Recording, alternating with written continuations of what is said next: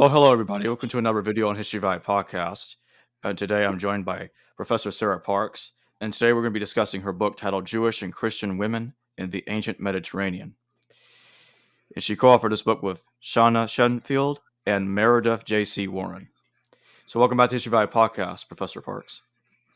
Thank you, Jacob. Love to be here. Very happy to be here. And it's good to have you back. So I'd like to start us off with, can you tell the audience a little bit about what is the book about, Jewish and Christian Women in the Ancient Mediterranean? Yes, in one way, it's a textbook because it has discussion questions. It has a part for teachers that talks about ways that you could do assessments, essay, and exam ideas and stuff like that. But in another way, it's not just for university. It's for any kind of person interested in the history of the ancient Mediterranean period. And it covers just life in general, religion, texts, archaeology, daily rituals, marriage, funerals, politics, wars, all these kinds of things from the time period of around, say, the Hellenistic period of, the Hellenistic period into the maybe late antiquity or late Roman period. The only difference between this and any other history of the time period is that it doesn't ignore women. So it's not like just for women. It's not just about gender studies. It's just that it doesn't ignore women and gender studies when it covers all the topics of that time period. Can you tell us about the problematic vocabulary? Oh, yeah. One thing we tried, I should say, it's by Meredith Warren, who's at Sheffield University in England, and Shana Scheinfeld, who's at Augsburg University in the US, and myself. I'm at St. FX University in Nova Scotia, Canada, and we co-authored it. So we wrote it together. Out of our experience, we were all doing our PhD at the same time. And one thing we kept hitting up against as we started becoming teachers while we were doing our PhD was a persistent tendency for things to be just in tidy boxes and for disciplines not to talk to each other. For example, people who knew about early Christianity might have had huge gaps in their knowledge of early Judaism, even though those two things should not be studied apart from each other. Or, classicists and people who studied Virgil, Homer, Greek mythology, the emperors, all that kind of stuff, they were often wildly kind of ignorant of what was happening alongside Greek and Roman culture within Judaism and then within Christianity. And people had their niche, and then outside of their niche, there was just stereotypes, when that's not an accurate way to study that time period. And so when you mention problematic vocabulary, it's because we had a hard time when we came to teach this material, finding resources that did not compartmentalize in that way. So we ended up making one ourselves. Problematic vocabulary like pagan or Jewish or Christian, when those categories overlap so much and are so interconnected. And when inside those categories, pagan, Jewish, Roman, Christian, there was a wide diversity. So is that what you meant, the problematic vocabulary? We basically tried to poke holes in those boundaries and arrange the material in such a way that any sort of humanities interested person or humanities teacher could now teach or learn about this time period without falling victim to that kind of niche deep dive into one aspect and then that kind of superficial glossing over the other disciplines. We tried to weave them all in. What kind of sources do we have available in the ancient world that tell us about different views regarding women? That's a great question.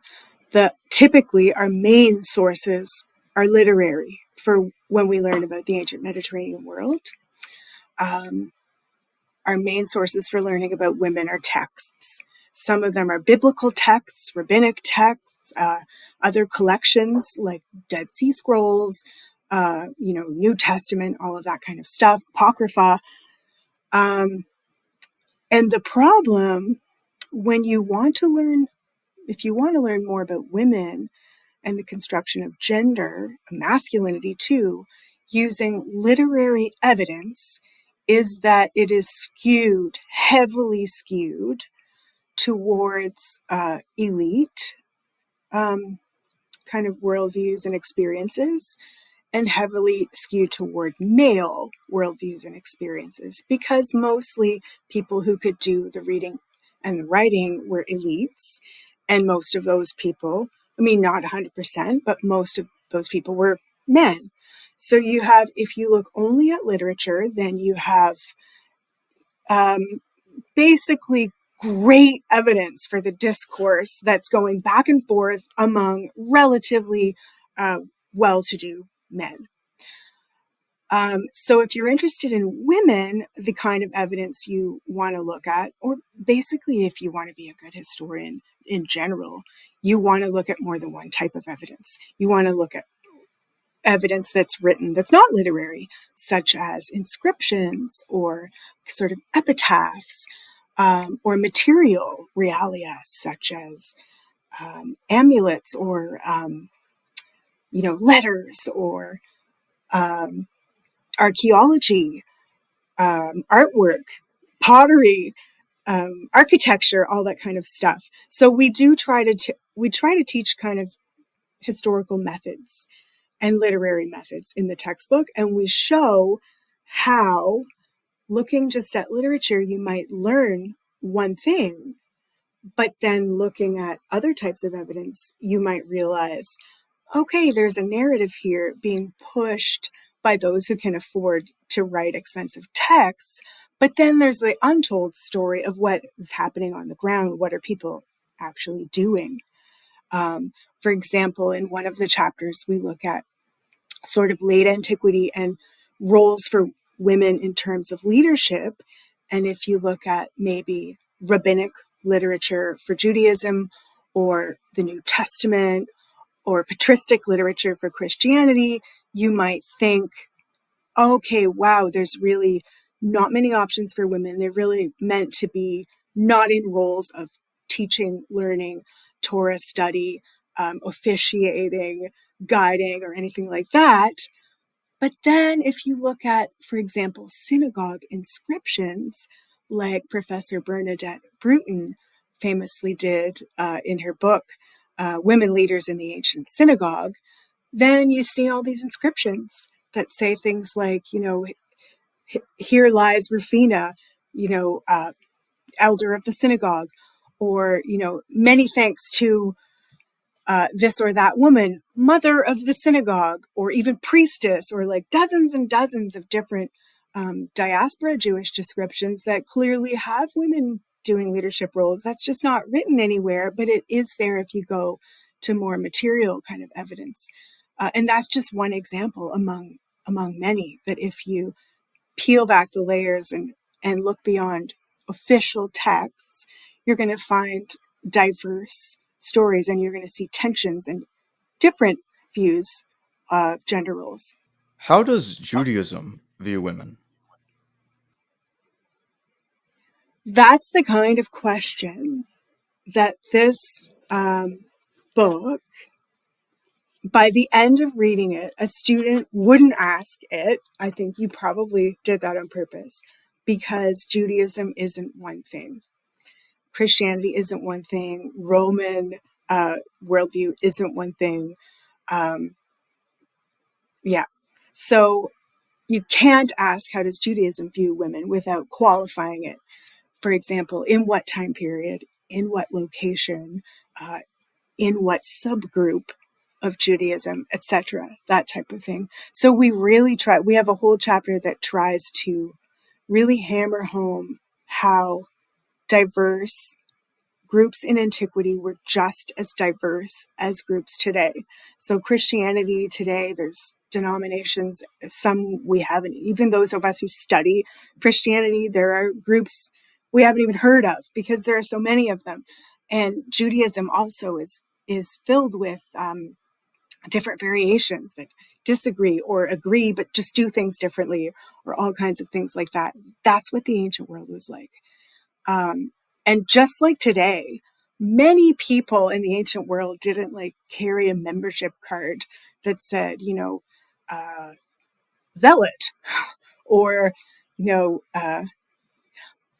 patristic church father, or Pharisee, or things, or apocalypticist, or things like that. They were like us. Individuals were like us in antiquity who had affinities with certain things, were influenced by certain things, could have more than one overlapping identity layers, could change throughout their lifetime, join a group, step back from it, join a different one, join more than one. That's what it was like. So how does Judaism view women is impossible to answer because there isn't enough information in the question. So the book has many different examples of different places and times in Judaism. For example, Jesus, John the Baptist, and Paul, that kind of moment in the early Jesus movement, in what became Christianity. Those players were a certain substream of Jew that wasn't the mainstream, although it harked back to kind of prophetic texts, and it was apocalyptic Judaism. And so where did women fit in? There seemed to have been a lot of them in that movement on the ground. It seems that they were funding the movement. It seems that they were participating heavily in it, learning, teaching, kind of baptizing, doing all these things, traveling around. And so do we jump to the conclusion, okay, apocalyptic Judaism is really great for women? It's basically proto-feminist. Not exactly, because these texts that we have access to that go back to Paul, or that may go back to what it must have been like to follow Jesus in Galilee in the first 3 decades of the first century, they have a lot of women in them, but are they feminist texts? Or are they a group that believes the end of the world is coming in like a matter of a couple of weeks, in no time, and a group that's saying all hands on deck, social boundaries are going to fall apart now because this is very important. This is the end of days. Slave or free, rich or poor, man or woman, none of this matters right now. We need to start being ready for the end of days. Is that feminist? Is the inclusion of women there egalitarian? Is it very gender, like leveling and progressive? Or is it simply a very urgent and kind of dynamic, fairly radical movement? So I would argue in that one pocket, in that one time, in that strand of Judaism, yes, there were a lot of women given agency. And no, it wasn't necessarily like a feminist reason for the women being involved. And that's just one extremely tiny pocket within Judaism. We also have rabbinic texts that in some places seem pretty restrictive of women and seem to reduce them to just certain functions that have to do with the home and child rearing. And then we have other texts that celebrate a woman Breroria, a woman Torah scholar, and show how she's wiser than the sages. And then we have later texts that kind of diminish Breroria. So even within one particular kind of late antique bundle of Jewish texts, there's wild diversity and there's conversation. There's like, no, women aren't very good at this kind of thing. They're like temperamentally lightheaded, is one saying. And then you have this like, yes, and then there are women who are better Torah scholars than any of you. And then you have people pushing back against that. So, I mean, apocalyptic Judaism, rabbinic Judaism, even within those, there's lots of voices that contradict each other.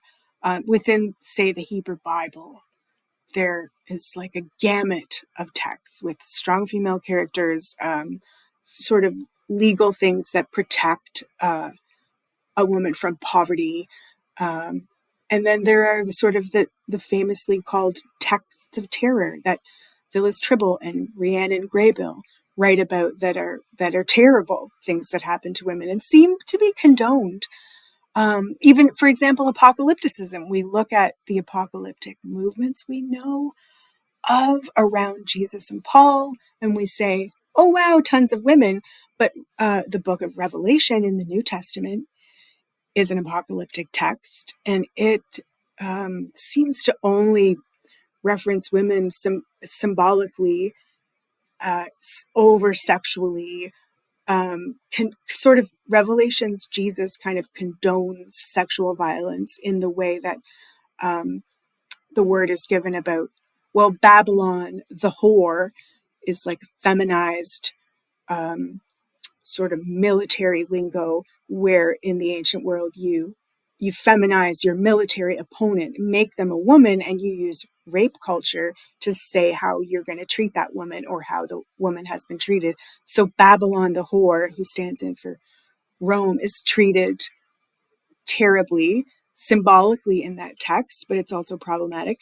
But also in Revelation, which is an apocalyptic text, Jezebel is sort of a code name for a real woman who seems to be a rival woman preacher, teacher, prophet in a different congregation. And she's really slandered by Jesus in that text.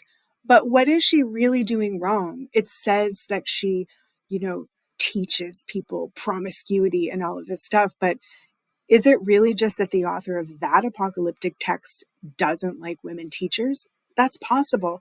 So there's no answer to your question, because it's a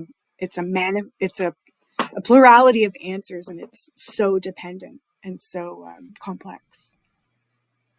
Yeah, that's why I asked. I wanted you to point that out to the audience. Can you tell us about the Marxist criticism? Oh, you're talking about chapter 4 probably, which is called accessing ancient sources. It's the one chapter that we've heard back from right away. As soon as it was published, we started hearing back from people that they were assigning this chapter in every kind of class, like all different classes, because it was one of the handiest spots where people could find written very accessibly sort of literary theory, or I guess in biblical studies it's called hermeneutics, interpretation, lenses of approach, all that kind of thing.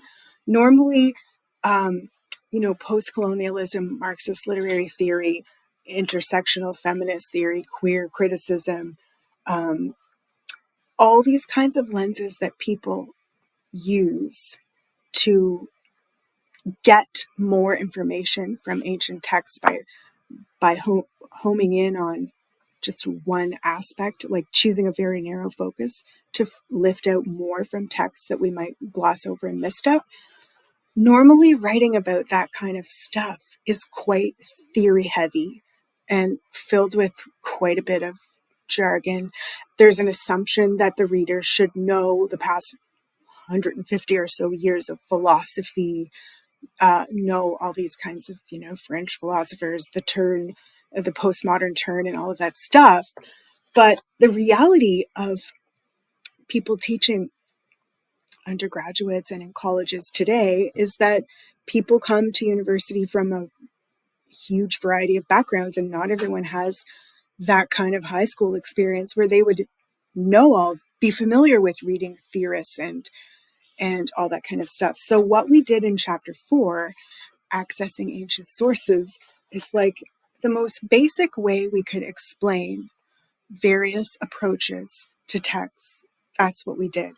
And we also fold in historical criticism, which is a lens of approach. Because sometimes that kind of thing can be rejected outright by someone who says like, oh, feminist criticism, you're bringing an agenda and a bias to the text. And then they don't actually see what it is and how it really, any of these approaches helps you read carefully and closely. It actually helps take away, we all have biases, we all have assumptions, and these lenses help take away some of those. But if we practice trying on different hermeneutical hats, so to speak. So Marxist criticism is one of the many approaches in that chapter. And we talk about it as like a small history of where the term came from and some of the assumptions. These are the assumptions, you know, the reader taking on a Marxist approach is on the side of the laborer, the wage laborer, the day laborer in the text, for example. The reader taking on a Marxist approach assumes that it's important to ask who paid for the text and whose power structures are pushed back against or reinforced by the text. All those kinds of questions. So yeah, the thing about literary criticism and different kinds of approaches is that nowadays in the discipline of history, it's not so much assumed that neutrality and objectivity are easily attainable. They're still held as a goal, and evidence and data are still valued. But we keep seeing cases where historians have really had huge blinders on to things that could have been really obvious if they just analyze their own assumptions a little bit more.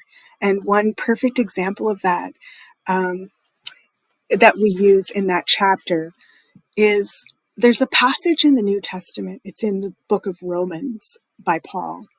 And it's in a section of greetings. It's quite famous for people who study women because it lists a number of important women that are sending greetings or getting greetings. And they're sort of Paul's co-workers. And in that section, there's a person named Gaius or Gaius. And he's translated in almost all Bibles in English as the host. Up until recently, and some Bibles, maybe most Bibles, still do this. But the Greek word is xenos. Xenos, from where we get xenophobia. Like a baby Greek learner, I asked this in my class, I just taught this book, and I said, is anyone taking intro Greek? Did you happen to learn the vocab for xenos yet? And one new Greek learner was like, doesn't it mean like stranger or foreigner or guest?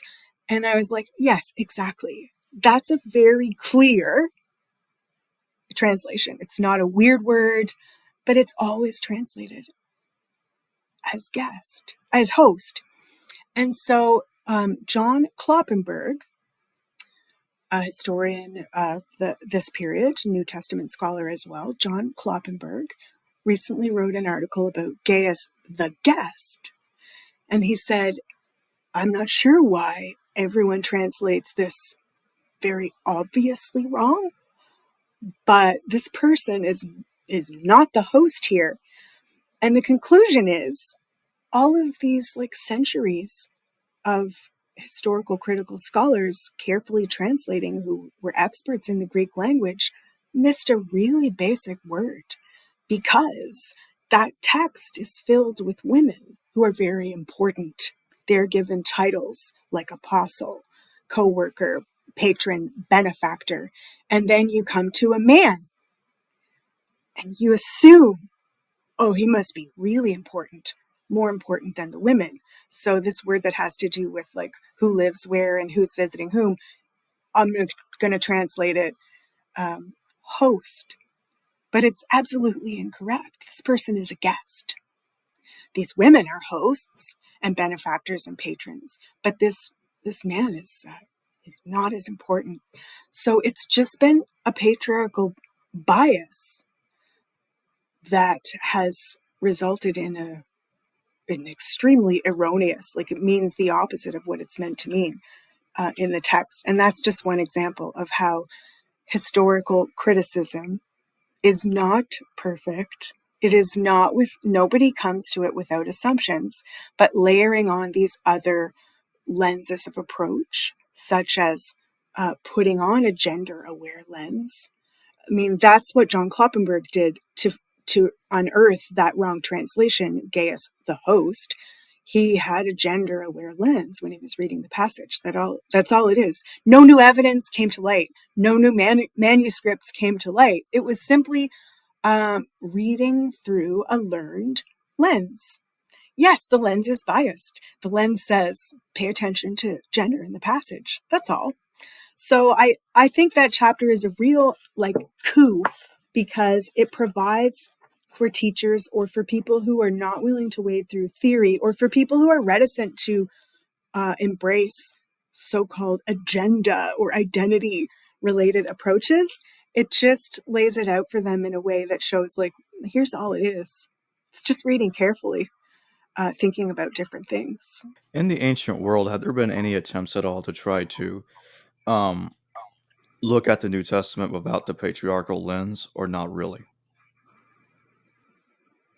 In the ancient world, well, I mean, the New Testament wasn't so much a thing for a few hundred years, but did ancient people try to look at their texts without using a patriarchal lens? Is that your question? Yes. Yeah. So we can't really, I don't think we could use the word patriarchal when it didn't exist as a concept. So we have to frame it differently. Like I can't say, hey, look at this New Testament author. They were writing this text with a Marxist lens, because Marx wasn't born yet and lenses weren't a concept yet. So the answer is no. Nobody could try to resist a patriarchal reading when they didn't have a word in their vocabulary, or an idea of this text is or isn't patriarchal. But that said, if you word it differently and describe things in ways that might fit in their time, then yes, people could be critical of their own texts. And that this is what, well, for example, it's such a stereotype that Jesus, was always fighting with the Pharisees. That's kind of played up in the Gospels. But the truth is that is an example of Pharisaic activity, discussing Torah interpretation heatedly. And what is interpretation if not, in a way, putting on different lenses and saying, I think this part that lifts out is the important part to focus on, or I think this part affects these people in this way, and therefore we need to read it this way that welcomes those people in. I absolutely know that ancient people were savvy. I was just teaching this semester Greek and Roman mythology, and we're learning all these stories and myths, the 12 Olympians, the gods of Mount Olympus, the Hesiod and Homer, and the cosmogony of how did the gods begin and how did they behave, the Titanomachy, how did the gods fight each other for dominance, and all of that stuff. And then I had to stop and say, ancient people weren't just swallowing these like they were literal. Look at all the discussion among ancient people about the gods, such as Xenophon, I think is the guy's name, who said, I'm not buying these 12 Olympians because their behavior is outlandish. Why would divine beings behave so poorly? They're jealous, they're immature, they're shameful, they're greedy, they can be duped. I don't see any proof of these 12 Olympians. And using my logic, I think that a divine being would be more unified. Like maybe there would be one divine sort of essence, but I reject these stories. Like, this is outlandish. I disagree with them. And then, or you have Plato just being a little bit anti-poetry, like anti-mythology, and saying things like, these corrupt the youth, and if in my ideal perfect city, in my ideal perfect republic or whatever, there would be no room for poets. So you do have ancient people being critical of their own important narratives. Absolutely. And how do the apostolic and patristic? How does the apostolic literature and patristic literature view? Um, what are their views on this? The the patristic period is famously kind of horrible for women. Um, some of the texts by so-called church fathers I would call kind of texts of terror, to use Phyllis Tribble's term. And we covered the patristic period in the last chapter that's called The Second Century and Beyond, because we kind of had to have a historical cutoff point, and we decided we would just we'd stop with kind of mid to late antiquity, and what is sort of known as a decline of women in terms of roles for women, and kind of, when would you, if you were a woman, which time and where would you like to be born? Maybe like late antiquity wasn't it for Christianity. Roles were diminishing, and there was sort of almost a war on women. And so the last chapter, The Second Century and Beyond, covers things in the patristic period that blame women for original sin, like taking Adam out of the equation and just blaming women in general for taking men away from like a good Christian life, as though a good Christian life was something men should be doing, and women should just be being careful to serve the men and not distract them. I mean, there are exceptions, but it was a time of warring ideologies. And we see both. We see both kinds of views of women. We see women bishops, women baptizing, being martyred, being praised for brave death. Paula traveling around with Jerome, bankrolling everything, probably doing half of Jerome's biblical translation, probably being the better ascetic than Jerome. We see women in really important patron roles and like spiritual roles. And we see texts saying women aren't allowed to even speak. They should never teach a man. They should be silent. And those are fighting at this time. And they kind of won. Like, those are the texts that kind of get collected and become church fathers and become the New Testament. But on the other hand, especially scholars like Tal Ilan for rabbinic and Second Temple Judaism, Ali Katous for material, like churches, art that's in churches and on altarpieces and mosaics. There are scholars who uncover things that have been deliberately covered up that show women leading, officiating in a number of different ways. So I especially like in that chapter, I talk about Paul and the two streams of what I call the fanfic. This is my contribution to that chapter was this bit on Paul. I've always taught Paul using this idea that there are the 7 letters that nobody disputes. These are considered genuine. They're considered early, written in the 60s, but before the fall of the temple. The authentic Paul, the 7 letters by Paul. And then you have the disputed or inauthentic Paulines that made it into the New Testament, I call that fanfic in a way. Like it's people keeping Paul going, but writing their own stuff.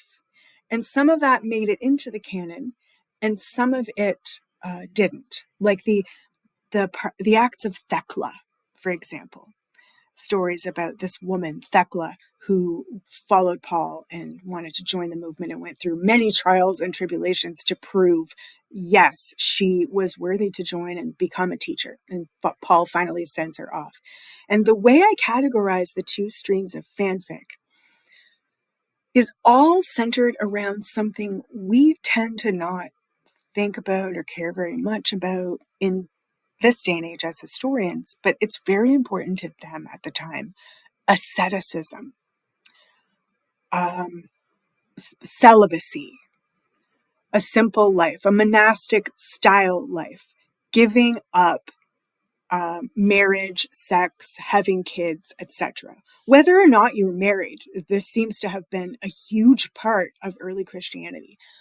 And the two receptions of Paul are strongly pro-ascetic, more ascetic than Paul, or strongly anti-ascetic, the opposite of Paul.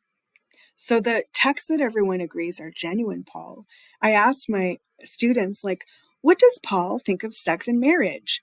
And they sometimes just assume, like, oh, well, I'm Protestant, and so in my church, we think marriage is great and everyone should do it. And then you shouldn't have sex till you're married. So that's probably what Paul thinks. But then I show them the verse that's like, I wish everyone could be celibate like me. But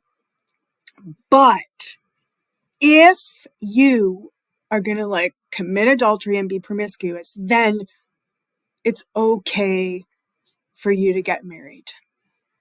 But if you're not married yet, try not to. And if you are married and your person dies, don't remarry.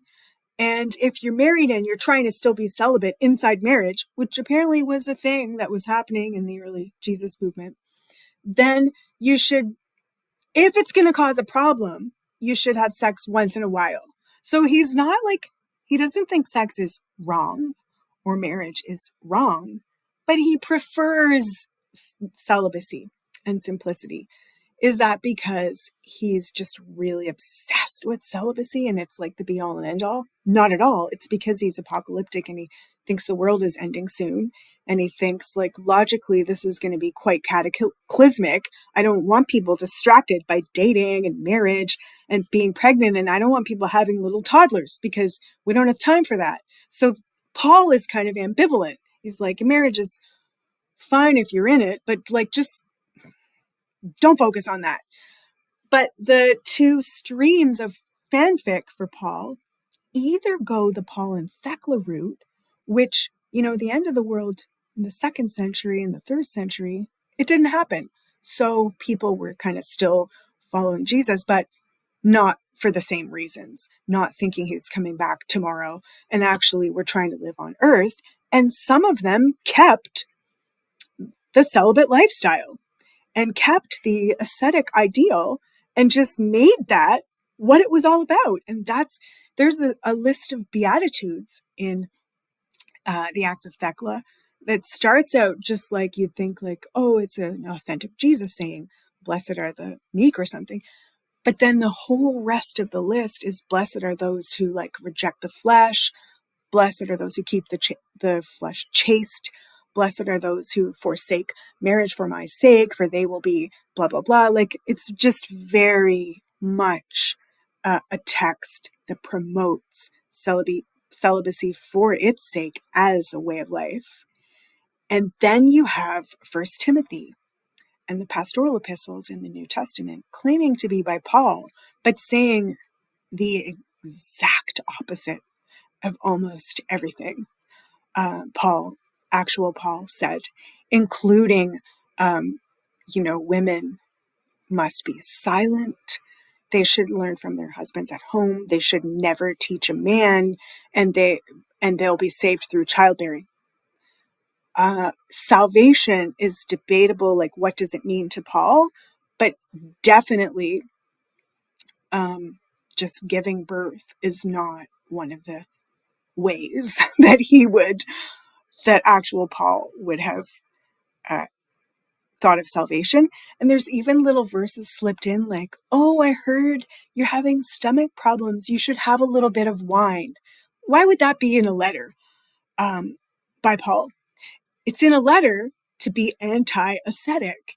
It's in a letter to be like, have babies, get married, be like a Roman household with a subservient wife, do everything normal like Romans. Don't go off being weird celibate groups, and don't not drink wine. Why are you so weird? Be normal. So that's kind of a long-winded answer, but it's all part of like what's going on in the 2nd century and beyond is like, it's a huge clash of receptions of what did Jesus mean and what did Paul mean.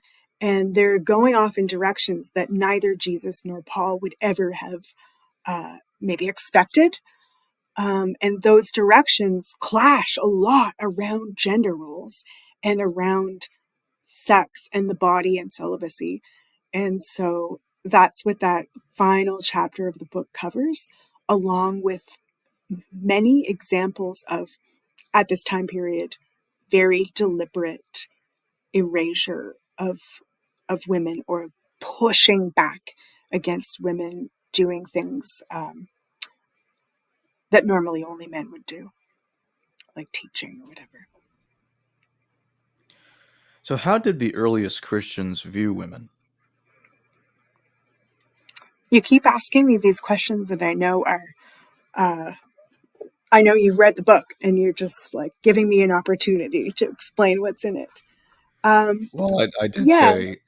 early Christians, or the very early ones. So early Christians. Well, I would call that like around the end of the 1st century, when it's starting to separate from Judaism. I'd call that early Christians. I usually use the term Jesus movement for people kind of around Jesus and shortly after his death, and around Paul. I still call it the Jesus movement, although some people call that early Christianity. But we don't get the term Christian coming into use until around the year 100. And again, it's the same answer, Jacob, that I gave for like how does Judaism view women? It really depends geographically, socioeconomically, culturally. Um, it's really diverse. You can always find, at any given time period, you can always find differing views on where women fit and what a woman is and all of that stuff. But I do characterize it, along with a lot of people who would maybe call themselves maybe feminist scholars of early Christianity. I do characterize the general trend as a decline, which was a temporary kind of pretty um, mobile situation for women at the earliest, around Jesus and in the early Jesus movement and around Paul, maybe because those were apocalyptic movements that allowed social boundaries to temporarily break down because all hell was going to break loose. It's not that Jesus and Paul invented that, it's that early Judaism before them was already had different roles becoming available to women. There was a little flourishing, I think Alicia Batten is a scholar who used the term blossoming.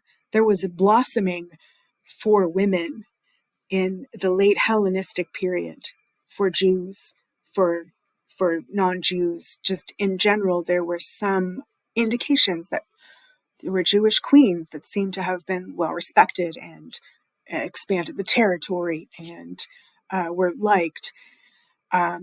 There were, we see cases where women sometimes could own businesses, initiate divorce, take political action, maybe not not write texts, but commission the writing of texts or be involved in commissioning and overseeing texts. The novellas, the Jewish novellas, there were all these female protagonists in the Jewish, I call them novels, I guess. So stuff was happening for women. Of course, it was a patriarchal world, but there were sometimes some options, it seems. And the Jesus movement fell into that, the possibility of having women on board doing important roles. But then, as I mentioned, with this pushback in the 2nd century or the turn of the 1st century, I think that the war between Jews and Rome, the loss of the temple in the year 70, and the trauma after that made most groups that had anything to do with Judaism really want to be seen as upstanding citizens by Rome and want to be seen as distanced from these radical groups. Like the writings of Josephus, he's trying to say like, oh, there are many Jewish philosophies and they're all so great. They're much like your philosophers or Greek philosophers. These are our philosophies. They're so wise. And there's a couple of small groups that are problematic, but they're very tiny in number and they're on the fringe and we barely include them. Like, we're not all like that. And we see that in the early Christian texts too, even like the Gospel of Luke. I call the Gospel of Luke the nothing to see here gospel, because the whole undercurrent of that gospel is like all the Jesus followers are very upstanding. Roman citizens could even learn from them. Like, wow, the women so submissive and so rich and elite. Like, why would all these rich elite women be supporting this if it weren't like a really quite excellent group? Yeah, we see a lot of fear fear of that happening again. Is one reason why, as Christianity kind of moved away from its Jewish roots, some of that was on purpose. Like, we're not like them. We're not going to rebel. Like, don't kill us. And some of it was just filled with more Romans and fewer Jews. More and more Romans over time brought with them Roman social mores, which were pretty conservative for women after Augustus and his so-called like marital reforms and moral reforms. It kind of put Rome on a bit of a repressive path for women. So yeah, early Christianity moved away from women and men in overlapping roles, but there was an undercurrent that remained, kind of the pro-aesthetic group, that channeled into monasticism. So even today, some women choose to be religious. Women, like in the Catholic Church, for example, and some other Christian traditions, choose a celibate life. And then you actually, in a way, it's emancipatory because you're not under like the household of a patriarchal man. You can live a life of the mind. You can have peace and quiet. You can read. You can kind of have your own, I don't know. For some, monasticism, I think, is the same kind of option of like opting out of a more patriarchal housekeeping, child rearing role. Not that role there's nothing wrong with that role. It just there should be options for everybody. Just like in the 2nd century, asceticism and widowhood was so attractive to women that some of the church fathers have to say, like, I forget who it was, maybe Tertullian had to say, listen, or maybe it was Origen. One of them had to say, listen, nobody is allowed to become a widow before age 21. There's going to be a cutoff because apparently these were official roles within early Christianity. A widow was a role of some status. You could like do your own thing, have a bit more of a life of the mind, have a little bit of managerial control. And so people were joining it without getting married. Like teenage girls were like, I want to do that.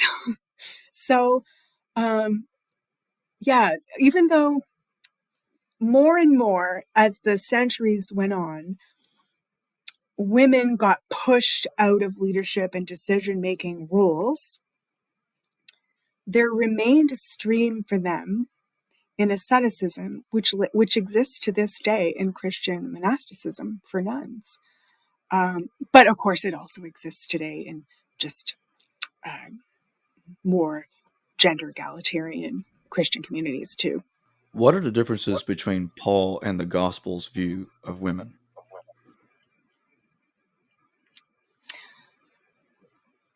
Yeah, you almost have to. I am a historian by trade primarily, so I'm always going to want to think chronologically. But that is chronological thinking is like which came first and in what order were these things constructed, and then did they know each other? Are they commenting on each other, or were they just organically arising separately? So I like to think chronologically, but also socially, like who commissioned this text, what's the genre of the text, and all that kind of thing. So the 7 letters that are probably written by Paul, although maybe some of them were amalgamated or altered or whatever, but the 7 kind of core set of letters, epistles, real letters, not like tractates or kind of general like pastoral style epistles, but actual letters to this or that community or person. In those materials, even there, we see variation.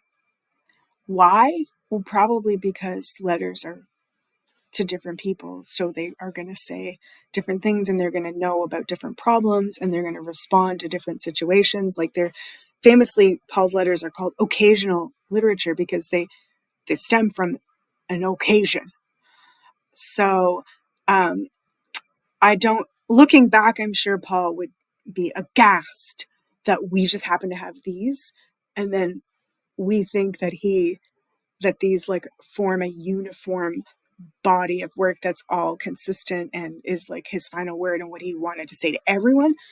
But within those 7, although there are variations, there's no denying that before Paul joined this movement, it was filled with women who were passing on teachings, who were hosting, who were very clearly doing things in the assembly, sort of religious gatherings, such as prophesying.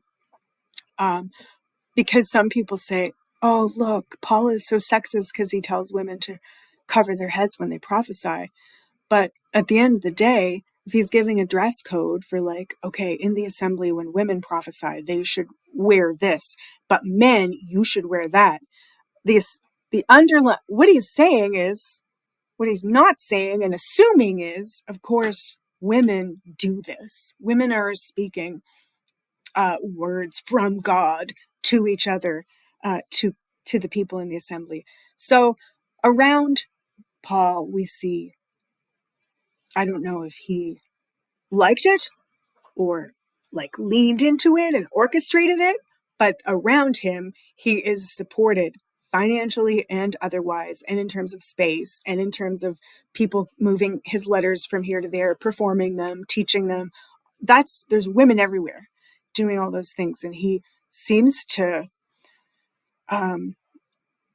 There's one passage where he even gives instructions in terms of marriage about celibacy, and he does it very equally for men and women. Like women, You can't just stop having sex with your husbands without like an agreement, because when you get married, your body becomes his. And then he turns around and does something that not every ancient person would do and says, men, you can't just decide to be celibate if you're married. You have to have an agreement with your wife, because when you marry her, your body becomes hers.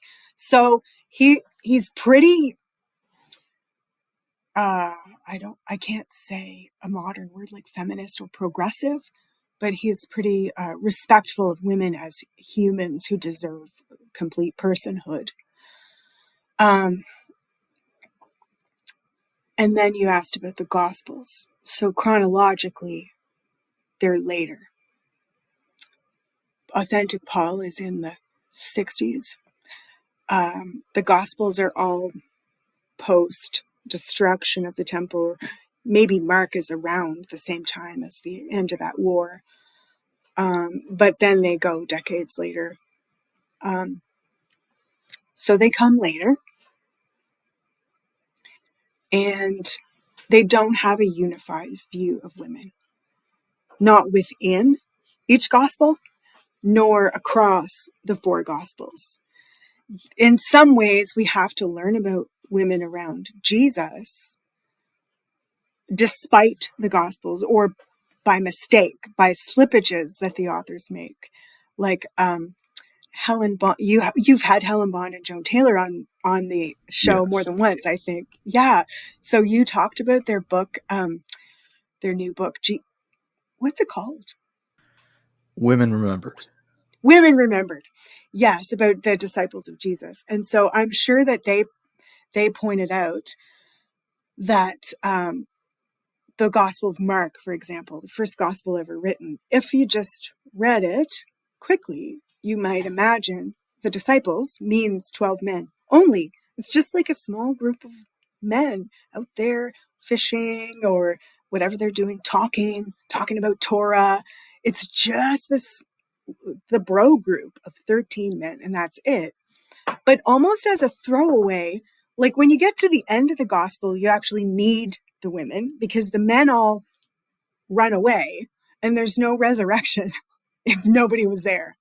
And so the story, that part of the whole story is taken over by women.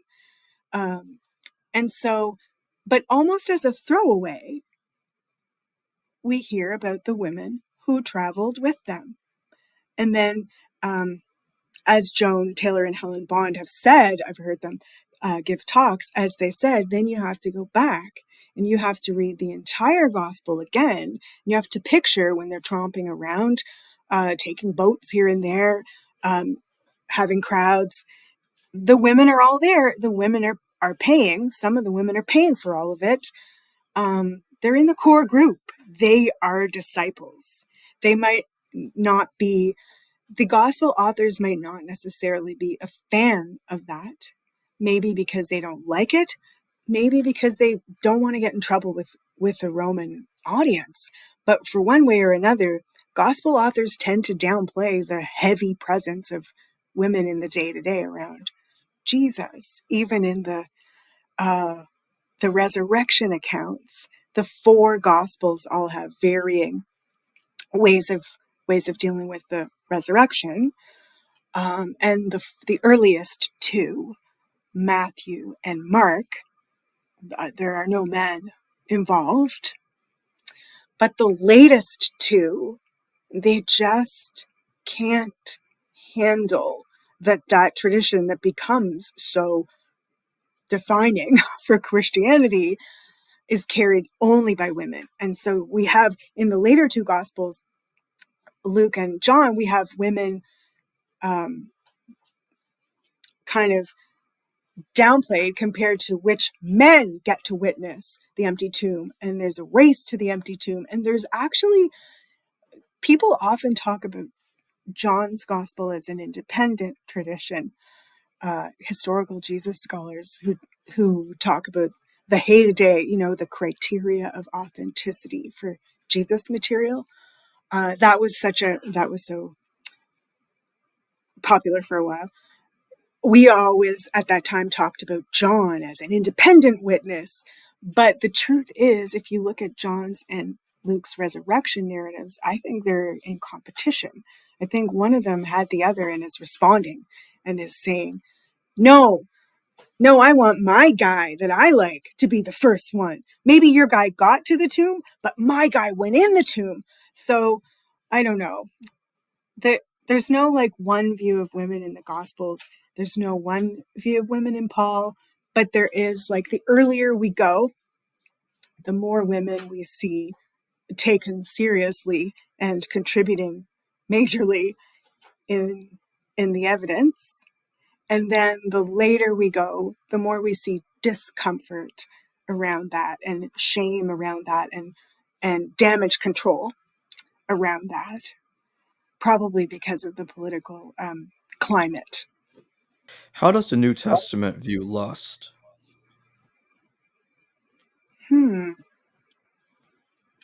I'm not sure. Is that in the book, Jacob? Yes, there is a discussion of it in the book. What's the context? I don't remember it. You know, three of us wrote it together, so I don't. Yeah, Maybe hold that. on one second. Maybe it's not a part I wrote.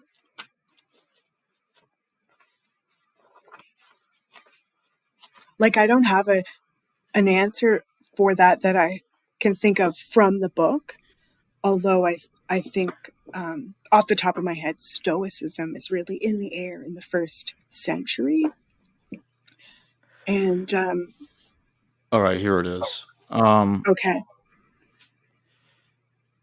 A closer examination of the Testament of Judah reveals that it emphasizes three evils: uh, exogamy, drunkenness, and lust.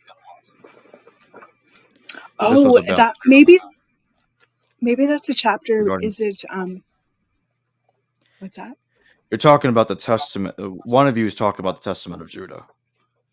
Oh, that could be in the Judaism chapter, ancient Judaism, Second Temple Judaism.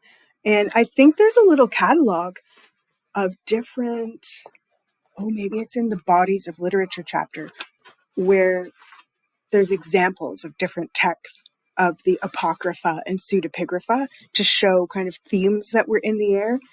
And actually, I should say I should tell people about the table of contexts and the structure of it. That reminds me that that might be of interest to people. So it starts out introduction, and that is what is history and what is gender studies and what's gender for antiquity and now, and what's positionality. Like you as a reader come with assumptions, and that's fine. And what are we going to do about them? How do you leverage them and stuff? And then chapter 2, religious systems of antiquity. It's just the background to the world. Ritual, polytheism, uh, the complete interrelation of religion and politics in a way that we can't imagine today because we have two different boxes for them, but the total, like they're one thing in the ancient Mediterranean. So religious systems, um, you know, purity, sacrifice, temples, all that kind of stuff. And then chapter 3, which I think might be the one you mentioned, bodies of literature, is like, what is, okay, we've learned about like ways of reading and pros and cons of literary evidence, but what is the literary evidence for this time? So it goes through what's the Hebrew Bible, what's the Septuagint, Apocrypha, Pseudepigrapha, New Testament, Christian Apocrypha, rabbis, patristic literature, and it gives little snippets of each just to show the diversity. So I think that's maybe where the one text that's discussing exogamy and endogamy and lust, and which was a hot topic in the Second Temple period, in the late Hellenistic period, because of the massive diversity and encouraged by Hellenism, is this like cosmopolitanism and like embracing of the exotic other and intermingling. And then Jews responded in really different ways to it, some embracing that and others saying like, whoa, You can't just be marrying people who aren't Jewish. What are you doing? Don't marry for lust. Marry within your, kinship group. And these texts rise up then in the Second Temple period that really um, uh, just really warmly embrace characters who have traveled far and wide to marry someone appropriate for them. Or we have books like Joseph and Asenath that explain why, yes, Joseph in the Hebrew Bible, he did marry a non-Jew, but this book will tell you how she went through an amazing direct experience pretty much of God, and many miracles happened to her. So that's why it's okay for him to marry her, but you guys can't marry non-Jews.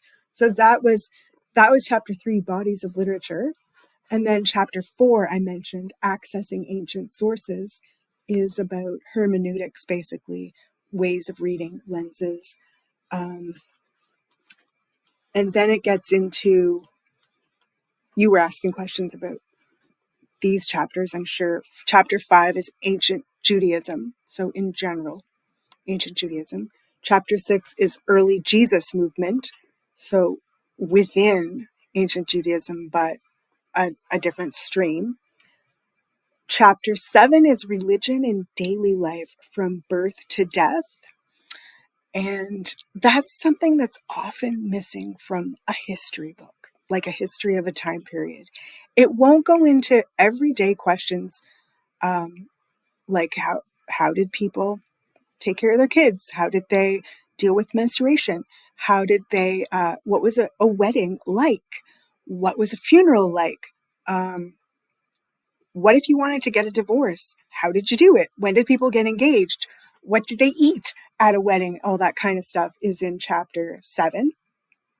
Chapter 8 is called Women as Consumers, Characters, and Creators of Literature.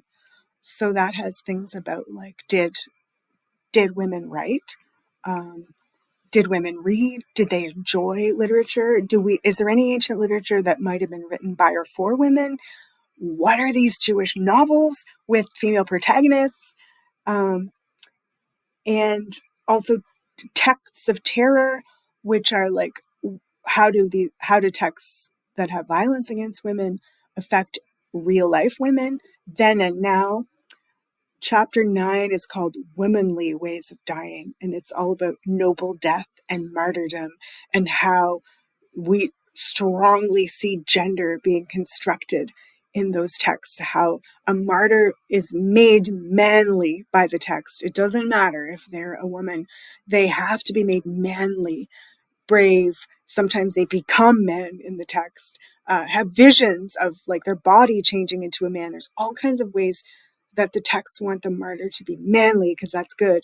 And conversely, the texts always feminize the tyrant or the person causing the martyrdom, who's inevitably has no self-control, is feminized in terms of becoming enraged or sputtering or being mocked, or just being stupid and doing the wrong thing, or getting no resurrection, like in the Book of the Maccabees.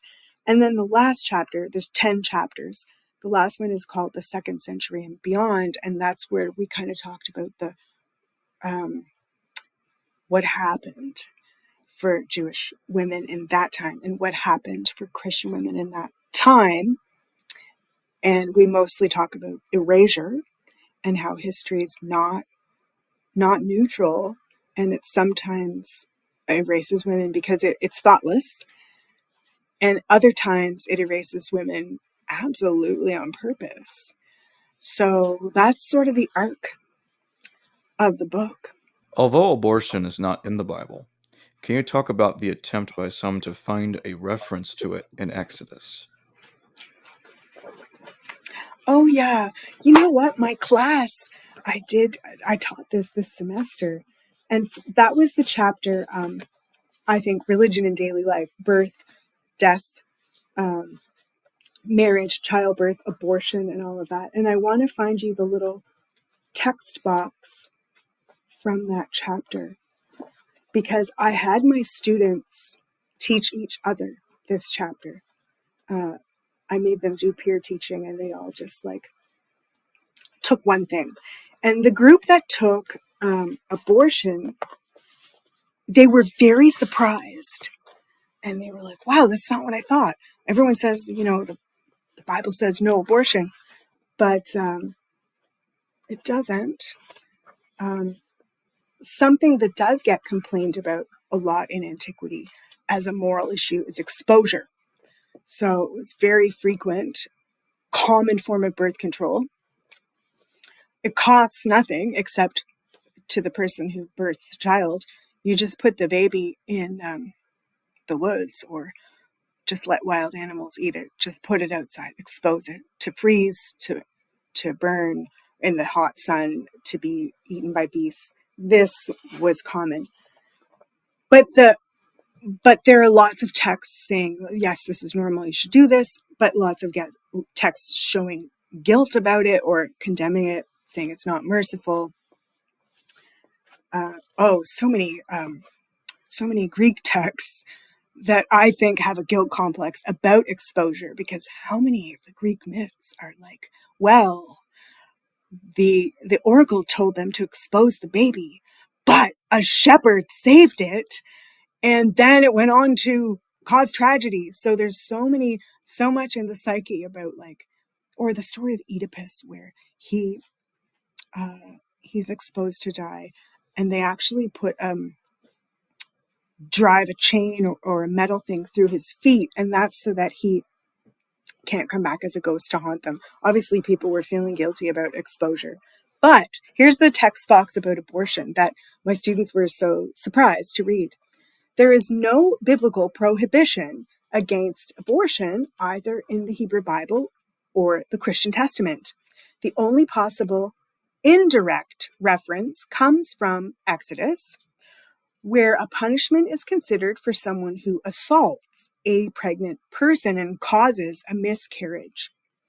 There is no discussion of abortion in Jewish sources from our time period either, until the later Mishnah around 200 CE, and then the discussion is not about abortion but about exposure, placing a baby that's unwanted or unaffordable outdoors to die from the elements or wild animals. So yeah, it doesn't reference abortion in the Exodus text. It references brutally harming a person who's pregnant and making them lose their baby, which they presumably wanted.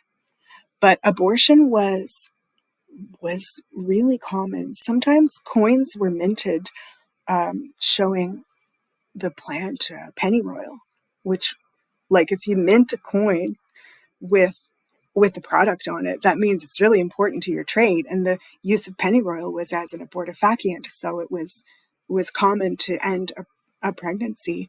And it doesn't pop up in literature as something people minded too much, unless it was exposure, which I think people had mixed feelings about and some felt guilty about.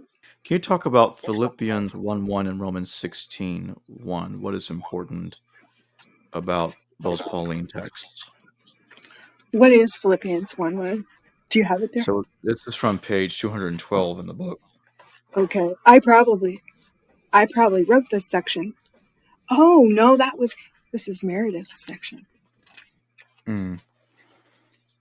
As a side note, we had one document for this manuscript, and we weren't necessarily even tracking changes.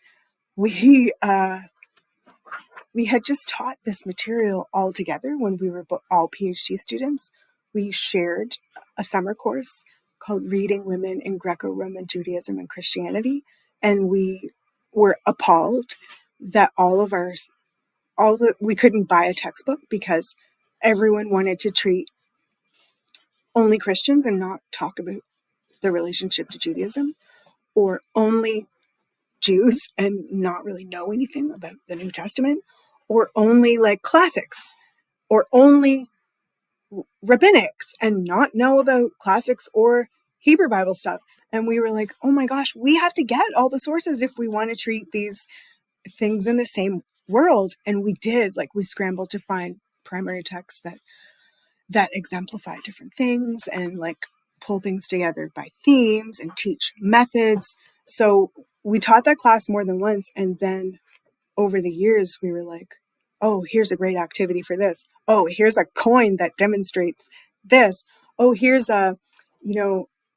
here's a text that has two opposite views of women right within it. So we collected all this stuff. And then Routledge Press approached Meredith and said, what are you working on next? We'd be interested in publishing it. And she actually blurted, with no previous discussion or even thought, blurted, oh, I want to make a textbook with my colleagues, Sara and Shayna. So that's how this project was born. But like people who write might be interested to know that we talked a lot about the structure and the aims. What did we want to do and how did we want it to be for the reader? We wanted it to be easy to read, not just for students, but also for maybe church people, synagogue people, maybe just historians, classicists, lay people. But once we had that structure, we just all wrote in this, like over top of each other and around each other, and made notes like somebody write this part. And so sometimes we don't even know like who wrote this. Oh, I guess we all did when we get to a certain section. But you're asking me about Philippians and Romans, a comparison of English Bible translations demonstrating how the word deacon is often translated differently for women than for men. Yeah. Philippians 1:1, Paul and Timothy, servants of Christ Jesus, to all the saints in Christ Jesus who are in Philippi with the bishops and deacons. And then Romans, I commend to you our sister Phoebe, a deacon of the church at Cenchrea. So that is the New Revised Standard Version. It uses for the same Greek word, the same English word. That's a basic rule of translation. You want to use the same English word consistently wherever you see the Greek word, so that smart readers of the Bible or whatever ancient texts will be able to know, like, oh, that's this word. However, many or even most English translations, when it's a man, they retain deacon. But when it's a woman, they say helper or servant of the church. So servant is valid because the word really does come from serving. But if you're going to say, oh, it's actually a technical term for early Jesus movement, it actually is like an assembly, a role. So if you're going to start to call it deacon in English, then why would you just fudge it and not call it that when it's a woman? So these translation things, that's what that's about. Yeah. We snuck those in throughout, just examples of how you have to push back a little bit, because some people think looking for women, looking through the lens of caring about gender, saying I'm a feminist scholar. Yeah, some people dismiss that immediately and say, oh, they have an agenda and it's a bias and they're not actually reading the ancient texts, or they're not it's not real scholarship because it's not neutral. But honestly, most of it is moments like that in Philippians and Romans, where you say, who's not neutral here? I would like to apply like a best practice in translation here, whether or not I think this woman should be a deacon. I would want to honestly translate the Greek. Wouldn't that be more neutral? So sometimes the so-called bias is really just being more careful and exposing horrific previous unchecked bias, which is somewhat understandable if it's from like the olden days. But these are Bible translations now. Like, they should be trying to be honest now. They're well aware that it's not a good translation. They're well aware that they're keeping helper for a woman for the exact same word. as deacon for a man. They just don't. They don't want to be honest that the ancient world was, in some groups, better for women than their group is now. But you should So I have will. Shayna Scheinfeld on the show someday. Yeah, I would certainly like to. Shayna has a cool. She's researching women patrons. She talks about matronage and how women's financial backing was behind a lot of Jewish movements in antiquity. That would be a cool topic. So my closing question: can you discuss martyrdom as text? Yeah, sure. Chapter 9 is about noble death and how going back to, say, the way Socrates' death was described and the way Stoics kind of focused on death as a way of having a better life, as a way of teaching like a mindful self-control, getting rid of stress. If you're not reactionary, but you accept your circumstances, it's just better. It's more pleasant for you. Non-attachment, that kind of thing. So it starts with that history and shows how that history is very gendered and how it's seen as manly. It doesn't matter the person's genitals. Manly is a behavior. It is manly if you are brave, self-controlled, principled. You have dignity even in the moment of torture or like unjust death or anything. That is manly. And as we move into, say, the Maccabean or late Hellenistic period of Judaism, we start to get texts that are noble death for being Jewish, and they have a discourse around them that is very gendered. The people who have died are manly, even if, in the case of, say, Second Maccabees 7, they are a woman, 7 children, an old man, and the person killing them is Antiochus Epiphanes, the Seleucid emperor, very powerful. The text does something with gender where that old man and that woman and those children are Roman, vir, which is where we get the word virile. They are true men because they are noble. They have died with dignity for a purpose. But the tyrant is like a sputtering fool. He is womanized. So there you have a non-binary view of gender in antiquity, where gender is a spectrum, but it's not progressive. You have gender being a spectrum that goes up and down, with one gender being okay, man, true man, and everyone else failing all the way down. And you can climb up to manliness if you do something such as die bravely like these people. And you can become womanly, even if you're a king, by falling victim to your emotions and looking foolish, and having like a woman best you in her like morality. So then moving into early Christianity, this discourse was popular and was taken over by early Christians in times of crisis. There were many times of localized kind of crisis where, I mean, getting killed was a commonplace. Crucifixions, killings, they happened. It was kind of like typical crowd control. But there were certain times when a lot of Christians or a lot of Jews got killed, like Emperor Antiochus, like Nero when there was a fire and he needed a scapegoat and he blamed like the cult of Crestus, or like certain emperors. I think maybe it was Decian, who was like, I have a great idea.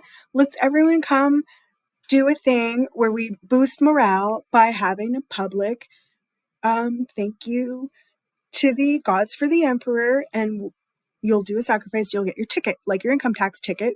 And then accidentally, he didn't know all the Christians would be like, we don't do that. We will die. And he was like, oh, this is kind of unpleasant and awkward. And so you have these accidental times of like, man, they're dropping like flies. Like, why don't they just do it? I don't understand these people. And then you have other emperors who are like, I don't like Christians. I think we should thin out their numbers and stamp down. So you do have times when you're killed with an ultimatum for not doing something. In the case of Antiochus, it was like, just eat pork. Just eat a piece of pork and I'm going to let you go. And they were like, no, I follow Torah. And in the case of Christians, it was like, just make a simple sacrifice to the gods for the health of the emperor. My God, what's wrong with you people? But they would be like, no, I am a Christian. So that's all of that death is not martyrdom until it becomes a story, a narrative. Because every single day from now, stretching back to antiquity, people are unjustly killed by the state. People are tortured. People are given unfair ultimatums. People are genocided, not to use that's not a verb, but people are killed for poems, in some regimes. These are all deaths, but they, according to martyr scholars like Jan Willem von Henten, martyrdom also requires a discourse and a text. It requires being remembered as such, and it's a literary genre in ancient Judaism carried over by early Christianity. So martyrdom is a genre that has certain recurring tropes. One of them is a public speech. The person dying gets a speech. One of them is an ultimatum. They have a choice. They could easily avoid death, but they choose to die rather than forsake their principles, whether it's Torah or following Christ or monotheism or whatever. There's a list of kind of tropes. One of them is often a miracle. There's a miracle around the death, such as Polycarp. He's killed by fire, but he doesn't burn in his text. Instead, the fire billows out around him like a beautiful balloon and it smells like baking bread and he's just fine. And so they're like, it's not working. We'll have to stab him. So they drive through a sword into his side and his blood puts out their fire. And so then he dies, but he gets to die like more similarly to Jesus. So this is a great honor. These are texts. So martyrdom isn't just a violent death. It's a violent death with a text around it that builds up the reader to be like, I should be willing to die for my values. I should cherish these values that much. I should be manly like that. No matter who I am, slave, woman, poor person, whatever, I can be manly like that with my resolve. So yeah, that was what chapter 9 was about. It was, lots of people write about that. There's a whole field of martyrdom studies, but many people just miss the gender aspect, which is such a key part of the rhetoric of it and so powerful. It is, the Princess Bride, when Inigo Montoya finally gets the six-fingered man and says, I want my father back. And he kills him. That moment of catharsis and that moment of yeah, that totally happens in a good martyrdom text. It gives the reader ha, against the tyrant. It's a huge diss to the regimes that would unjustly kill like that. It's almost like I just thought of this because I'm also teaching tragedy at the same time. It is cathartic like a tragedy. And inspiring like a tragedy, and causes moral resolve like a tragedy. But anyway, yeah, there's a whole chapter about it and it's fun. And if you don't look at martyrdom through the lens of gender, you miss so much. Well, thank you very much for joining me today, Professor Sara Parks. Thank you for having me. I talked a lot. It's been an hour and a half. I hope your viewers are not annoyed with me. But that's Well, what you do, Jacob. no, I think it's perfect. Thank you. Thank you. Hello viewers, thanks for watching this video from the History Valley YouTube channel. Please don't forget to subscribe and hit the notification bell. And if any of you wish to further support this channel, please consider checking out this channel's Patreon page and becoming a patron, and or donate through PayPal or through Super Chat during your live stream. Thank you.